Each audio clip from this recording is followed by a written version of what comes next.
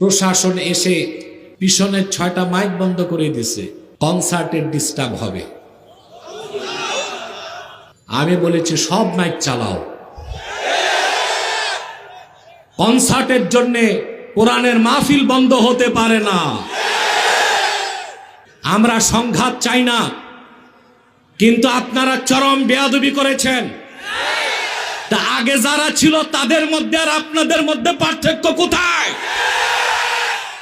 আমি আলিয়া মাঠ থেকে স্বরাষ্ট্র উপদেষ্টাকে বলছি, কারা এসে খাতমে নবুয়ত আন্দোলনের, খাতমে নবুয়তের সম্মেলনের মাইক বন্ধ করেছে, তাদেরকে শোকজ করুন, উপযুক্ত শাস্তির ব্যবস্থা করুন।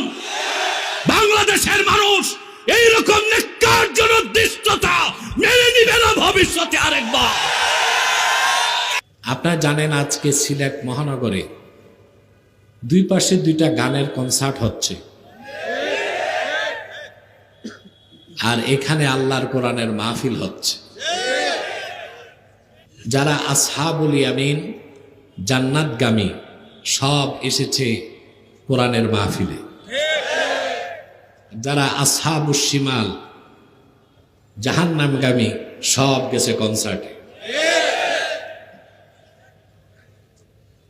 আমার দৃষ্টিতে হযরত শাহজালাল রহমতুল্লাহর ইজ্জতের দিকে তাকায় হলেও সিলেটে কোনো গান বাদ্যের কনসার্ট হওয়া উচিত না।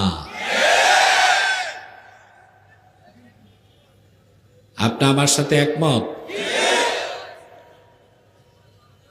সবচেয়ে দুঃখ পেয়েছি যখন প্রশাসন এসে পিছনের 6টা মাইক বন্ধ করে দিছে, কনসার্টের ডিস্টার্ব হবে। আমি বলেছি সব মাইক চালাও, কনসার্টের জন্য কোরআনের মাহফিল বন্ধ হতে পারে না। এ হচ্ছে 360 আউলিয়ার বাংলাদেশ, শাহজালালের বাংলাদেশ, শাহ ফারহানের বাংলাদেশ, শাহ কারামত আলীর বাংলাদেশ, শাহ মাখদুমের বাংলাদেশ। আমার কমিটি কোন ধরনের দ্বন্দ্বে যায় নাই, হরেনগুলো বন্ধ করে দিয়েছে। আমরা সংঘাত চাই না, কিন্তু আপনারা চরম বেয়াদবি করেছেন। তা আগে যারা ছিল তাদের মধ্যে আর আপনাদের মধ্যে পার্থক্য কোথায়?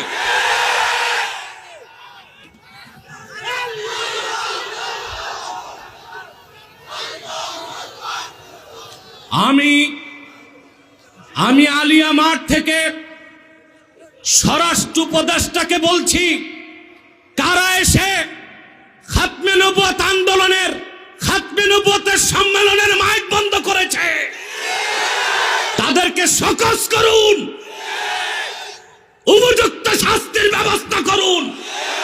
বাংলাদেশের মানুষ এইরকম ন্যাক্কারজনক দৃষ্টতা মেনে নিবে না ভবিষ্যতে আরেকবার।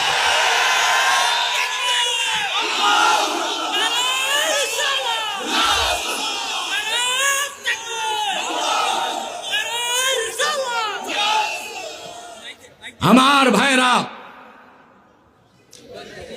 আমরা ধৈর্য ধরেছি, কিন্তু ভবিষ্যতে সাবধান করে দিচ্ছি। সম্মানিত সুধী,